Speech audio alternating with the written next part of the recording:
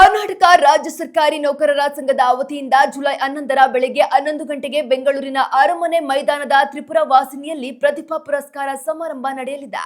2026ನೇ ಸಾಲಿನ ಎಸ್ಎಸ್ಎಲ್ಸಿ ಮತ್ತು ಪಿಯುಸಿ ಪರೀಕ್ಷೆಯಲ್ಲಿ 90%ಕ್ಕಿಂತ ಹೆಚ್ಚು ಅಂಕ ಗಳಿಸಿದ 11,000 ವಿದ್ಯಾರ್ಥಿಗಳ ಪೈಕಿ 3,000 ವಿದ್ಯಾರ್ಥಿಗಳಿಗೆ ಈ ಕಾರ್ಯಕ್ರಮದಲ್ಲಿ ಸನ್ಮಾನ ಮಾಡಲಾಗುವುದು. ಆದಿಚುಂಚನಗಿರಿ ಮಠದ ಶ್ರೀ ನಿರ್ಮಲಾನಂದನಾಥ ಮಹಾಸ್ವಾಮಿಗಳ ದಿವ್ಯ ಸಾನ್ನಿಧ್ಯದಲ್ಲಿ ನಡೆಯಲಿರುವ ಈ ಕಾರ್ಯಕ್ರಮದಲ್ಲಿ ಸರ್ಕಾರದ ಮುಖ್ಯ ಕಾರ್ಯದರ್ಶಿ ಡಾಕ್ಟರ್ ಶಾಲಿನಿ ರಜನೀಶ್ ಮುಖ್ಯ ಅತಿಥಿಗಳಾಗಿ ಭಾಗವಹಿಸಲಿದ್ದಾರೆ.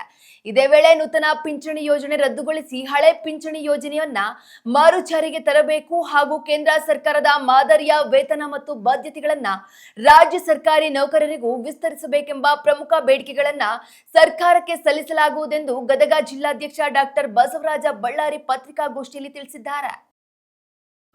ಇಲ್ಲಿ ಬಂದಿರತಕ್ಕಂಥ ಎಲ್ಲ ಗೌರವಾನ್ವಿತ ನಮ್ಮೆಲ್ಲ ಪತ್ರಿಕಾ ಬಳಗದ ಎಲ್ಲ ನನ್ನ ಮಾರ್ಗದರ್ಶಕರೇ, ಹಿರಿಯರೇ ಮತ್ತು ಎಲ್ಲ ಸ್ನೇಹಜೀವಿಗಳೇ, ತಮಗೆಲ್ಲರೂ ಕೂಡ ಮತ್ತೊಮ್ಮೆ ಶುಭಾಶಯಗಳನ್ನು ತಿಳಿಸ್ತಾ, ಕರ್ನಾಟಕ ರಾಜ್ಯ ಸರ್ಕಾರಿ ನೌಕರ ಸಂಘ ಬೆಂಗಳೂರು ಜೊತೆಗೆ ಜಿಲ್ಲಾ ಶಾಖೆ ಗದಗ ಜೊತೆಗೆ ವಿವಿಧ ಜಿಲ್ಲೆಗಳಿಂದ ರಾಜ್ಯ ಮಟ್ಟದಲ್ಲಿ ಮಾನ್ಯ ಗೌರವಾನ್ವಿತ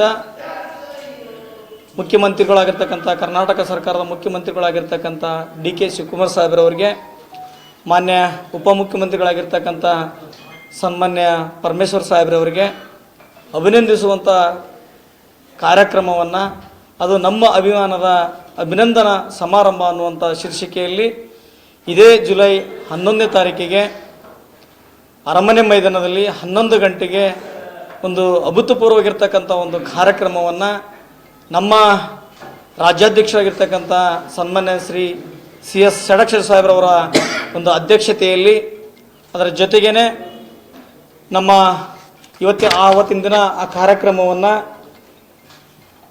ಪರಮ ಪೂಜ್ಯರಾಗಿರ್ತಕ್ಕಂಥ ಶ್ರೀ ಆದಿಚುಂಚನಗಿರಿ ಮಹಾಸಂಸ್ಥಾನ ಪೀಠದ ಪೀಠಾಧ್ಯಕ್ಷರಾಗಿರ್ತಕ್ಕಂಥ ನಿರ್ಮಲಾನಂದ ಮಹಾಸ್ವಾಮಿಗಳವರ ದಿವ್ಯ ಸಾನ್ನಿಧ್ಯದಲ್ಲಿ, ಜೊತೆಗೆ ಸಿದ್ಧಗಂಗಾ ಮಠಾಧ್ಯಕ್ಷರಾಗಿರ್ತಕ್ಕಂಥ ಶ್ರೀ ಸಿದ್ಧಲಿಂಗ ಮಹಾಸ್ವಾಮಿಗಳವರ ದಿವ್ಯ ಸಾನ್ನಿಧ್ಯದಲ್ಲಿ ಕೂಡ ಈ ಕಾರ್ಯಕ್ರಮ ಜರುಗುತ್ತದೆ. ಈ ಕಾರ್ಯಕ್ರಮದ ಉದ್ದೇಶ ಇಷ್ಟೇ, ಅವರಿಗೆ ನಾವೆಲ್ಲ ಕೂಡ ನೂತನವಾಗಿರ್ತಕ್ಕಂಥ ಮುಖ್ಯಮಂತ್ರಿಗಳಿಗೆ ಮತ್ತು ಉಪಮಂತ್ರಿಗಳಿಗೆ, ನೂತನ ಆಗಿರ್ತಕ್ಕಂಥವ್ರಿಗೆ ಪ್ರತಿಯೊಬ್ಬರಿಗೂ ಕೂಡ ನಮ್ಮ ಕರ್ನಾಟಕ ರಾಜ್ಯ ಸರ್ಕಾರ ನೌಕರರ ಸಂಘ ಪ್ರತಿ ಬಾರಿ ಕೂಡ ಪ್ರತಿಯೊಬ್ಬ ಮುಖ್ಯಮಂತ್ರಿಗಳಿಗೂ ಕೂಡ ಸನ್ಮಾನ ಮಾಡ್ತಕ್ಕಂಥ, ಗೌರವಿಸ್ತಕ್ಕಂಥ ಕಾರ್ಯಕ್ರಮವನ್ನು ಹಿಂದಲಿಂದನೂ ಕೂಡ ಮಾಡ್ಕೊಂಡು ಬಂದಿರತಕ್ಕಂಥದ್ದು ಈ ಸಂಘದ ಒಂದು ವೈಶಿಷ್ಟ್ಯತೆ. ಅದು ವಿಶೇಷವಾಗಿ ಅರಮನೆ ಮೈದಾನದಲ್ಲಿ ಇಂಥ ಕಾರ್ಯಕ್ರಮವನ್ನು ನಾವು ಹಮ್ಮಿಕೊಳ್ತಕ್ಕಂಥ ಒಂದು ಕಾರ್ಯಕ್ರಮ.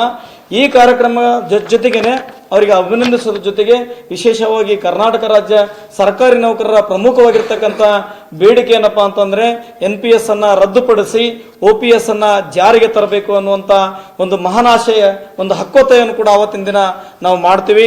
ಅದರ ಜೊತೆಗೇನೆ ಏನು 7ನೇ ವೇತನ ಆಯೋಗದಲ್ಲಿ ಶಿಫಾರಸನ್ನು ಆಗಿರ್ತಕ್ಕಂಥದ್ದು ಏನಂತಂದರೆ, ಮುಂಬರುವ ದಿನಮಾನಗಳಲ್ಲಿ ಮತ್ತೆ ಆಯೋಗವನ್ನು ರಚನೆಯನ್ನು ಮಾಡದೆ ಯಾವ ರೀತಿಯಾಗಿ ಕೇಂದ್ರ ಒಂದು 8ನೇ ವೇತನ ಆಯೋಗ ಶಿಫಾರಸನ್ನು ಮಾಡಿರುತ್ತೆ ಅದನ್ನೇ ಯಥಾವತ್ತಾಗಿ ಕೂಡ ಇವತ್ತು ಅದನ್ನು ರಾಜ್ಯ ಸರ್ಕಾರಿ ನೌಕರರಿಗೆ ಕೂಡ ಜಾರಿಗೆ ತರಬೇಕು ಅನ್ನುವಂಥದ್ದನ್ನು ಶಿಫಾರಸು ಮಾಡಿದೆ. ಅದೇ ನಿಟ್ಟಿನಲ್ಲಿ ಈಗಾಗಲೇ ಕೇಂದ್ರ ಸರ್ಕಾರದ 8ನೇ ವೇತನ ಆಯೋಗ ಶಿಫಾರಸು ಈಗಾಗಲೇ ತಮ್ಮ ವರದಿಯನ್ನು ಸಬ್ಮಿಟ್ ಮಾಡಿದೆ.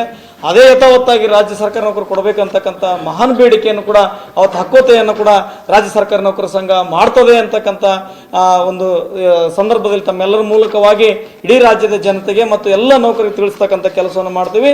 ಅದರ ಜೊತೆಗೇನೆ ಅವತ್ತಿನ ದಿನ ಆ ಒಂದು ಕಾರ್ಯಕ್ರಮದಲ್ಲಿ ಸುಮಾರು ಏನಂತಂದರೆ 3,000ಕ್ಕಿಂತ ಹೆಚ್ಚು ಮಕ್ಕಳಿಗೆ, ವಿಶೇಷವಾಗಿ SSLC ಮತ್ತು PUCಯಲ್ಲಿ ನಮ್ಮ ಸರ್ಕಾರಿ ನೌಕರರ ಮಕ್ಕಳು 90ಕ್ಕಿಂತ ಹೆಚ್ಚು ಅಂಕಗಳನ್ನು ತೆಗೆದುಕೊಂಡಿರ್ತಕ್ಕಂಥ ಮಕ್ಕಳಿಗೆ ಪ್ರತಿಭಾ ಪುರಸ್ಕಾರ ಕಾರ್ಯಕ್ರಮವನ್ನು ಕೂಡ ಆ ವೇದಿಕೆಯಲ್ಲಿ ಮಾನ್ಯ ಮುಖ್ಯಮಂತ್ರಿಗಳಿಂದ ಜರುಗುತ್ತದೆ ಅಂತಕ್ಕಂಥದ್ದು ಕೂಡ ಬಹಳಷ್ಟು ವಿಶೇಷ.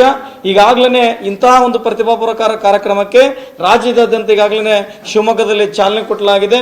ಮೊನ್ನೆ ದಿನ ನಮ್ಮ ಗದಗ ಜಿಲ್ಲೆ, ಹಾವೇರಿ ಮತ್ತು ಧಾರವಾಡ 3 ಜಿಲ್ಲೆಯ ಸುಮಾರು ಮಕ್ಕಳಿಗೆ 800 ಮಕ್ಕಳಿಗೆ ಪ್ರತಿಭಾ ಪುರಸ್ಕಾರವನ್ನು, ಜೊತೆಗೆ ಅವರಿಗೆ ಸನ್ಮಾನ, ಜೊತೆಗೆ 2,000 ರೂಪಾಯಿ ನಗದು ಬಹುಮಾನವನ್ನು ಕೊಡೋದ್ರ ಮುಖೇನವಾಗಿ ಆ ಮಕ್ಕಳಿಗೆ ಎಂದು ತಮ್ಮ ಪ್ರತಿಭೆಗೆ ಒಂದು ಅವಕಾಶ, ಜೊತೆಗೆ ಅವರಿಗೆ ಸನ್ಮಾನ ಮಾಡಿದ್ರೆ ಅದೊಂಥರ ಇನ್ಸ್ಪೈರ್ ಆಗ್ತದೆ. ಅವ್ರು ಮತ್ತೆ ಮುಂದಿನ ದಿನಮಾನಗಳು ಹೆಚ್ಚಿನ ರೀತಿಯಾಗಿರ್ತಕ್ಕಂಥ ಫಲಿತಾಂಶ ಮಾಡಲಿ ಅಂತಕ್ಕಂಥ ಉದ್ದೇಶ ಇಟ್ಕೊಂಡು ನಮ್ಮ ರಾಜ್ಯಾಧ್ಯಕ್ಷರ ನೇತೃತ್ವದೊಳಗೆ ಎಲ್ಲ ಜಿಲ್ಲಾ ಸಂಘಗಳು ಕೂಡ ಮಾಡ್ತವೆ ಅಂತಕ್ಕಂಥದ್ದನ್ನು ನಾನು ತಮ್ಮೆಲ್ಲರ ಮೂಲಕ